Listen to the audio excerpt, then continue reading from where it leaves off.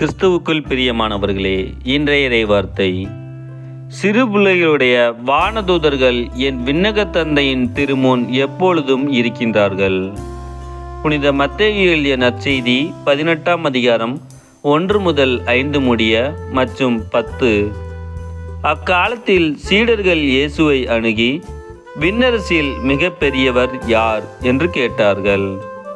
அவர் ஒரு சிறு பிள்ளையை அழைத்து அவர்கள் நடுவில் நிறுத்தி பின்வருமாறு கூறினார்: நீங்கள் மனம் திரும்பி சிறு பிள்ளைகளைப் போல் ஆகாவிட்டால் விண்ணரசில் புகமாட்டீர்கள் என உறுதியாக உங்களுக்கு சொல்கிறேன். இந்த சிறு பிள்ளையைப் போல தம்மைத்தாமே தாழ்த்தி கொள்பவரே விண்ணரசில் மிக பெரியவர்.